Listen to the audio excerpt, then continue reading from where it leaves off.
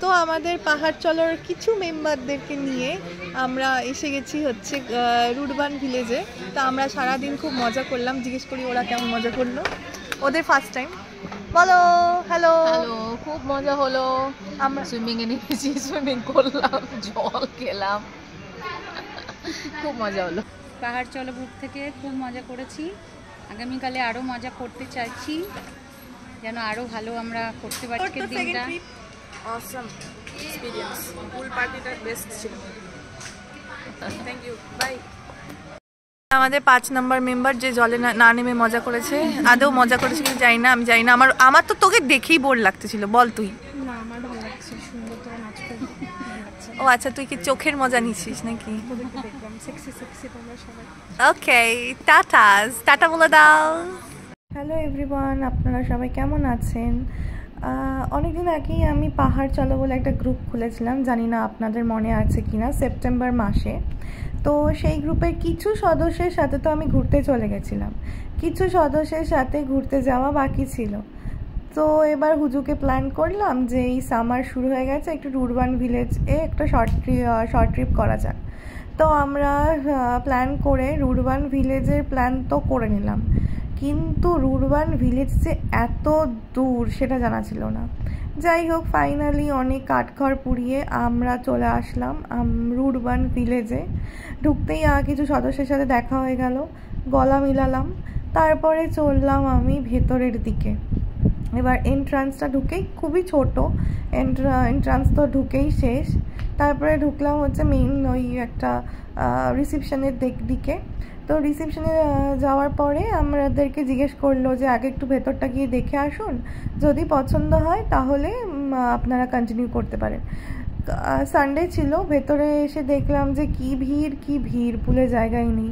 কিন্তু আমাদেরও কিছু করার ছিল না, কারণ আমরা অলরেডি কাঠখড় পুড়িয়ে আমরা এসেছিলাম। তা আমরা যাই হোক অগত্যা টিকিট কাটলাম, 400 টাকা করে টিকিট পুলের জন্য।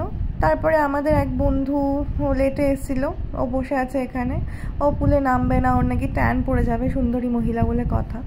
যাই হোক, তো পুলে কিছুক্ষণ 2 ঘন্টা এনজয় করার পরে অর্ডার করলাম খাওয়ার আসলো। পিৎজাটা খুবই টেস্টি ছিল, চিকেন টিক্কা পিৎজা।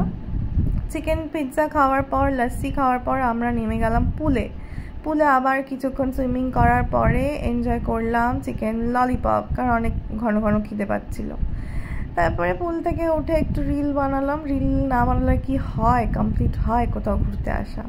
এটা হচ্ছে রুডবান ভিলেজের ওপরের ভিউটা। ওপরটা একটু মানে খুব সুন্দর করে সাজানো। এখানে আপনারা আপনার প্রাইভেট টাইম কাটাতে চাইলে কাটাতেই পারেন, যদি আপনি পুলে না নামতে চান। তো এটা একটা ওই বেলকনি মতো করা আছে। আর ওই দিকে ওপরটা রয়েছে, ওখানে বার্থডে সেলিব্রেশন, খাওয়া দাওয়ার সমস্ত ব্যাপার রয়েছে। তো আমরা খাওয়া দাওয়ার ওখানে খাইনি, পুলের ধারেই অর্ডার করে দিয়েছিলাম। আর এটা হচ্ছে রামোনা পার্কটা, এটার ভেতরে হচ্ছে প্রাইভেট পুলগুলো আছে, যেটা মলদ্বীপস মতো করে কনসেপ্টে সাজানো। আপনারা যদি রুম নিয়ে থাকেন তাহলে এখানেই পার্সোনাল বা প্রাইভেট পুল আপনারা এনজয় করতে পারবেন।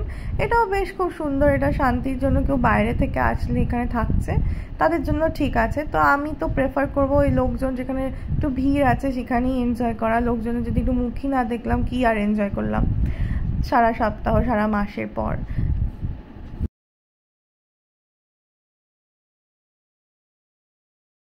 ফাইনালি আজকের মতো কমপ্লিট ট্রিপ আমাদের।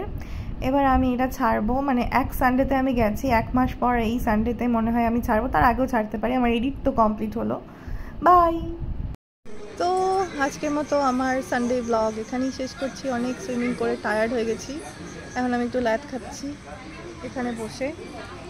আর খাওয়া হয়ে গেছে। এখন আমি একটা মকটেল অর্ডার করেছি, সামথিং কিছু, নামটা খুব উইয়ার্ড।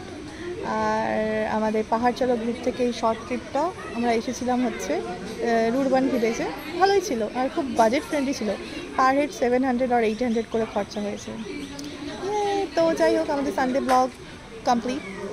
আপনারা ভিডিওটা দেখুন, এনজয় করুন, কেমন লাগছে খুব তাড়াতাড়ি জানান আমাদেরকে। আর আমার চ্যানেল সাবস্ক্রাইব করুন। টাটা।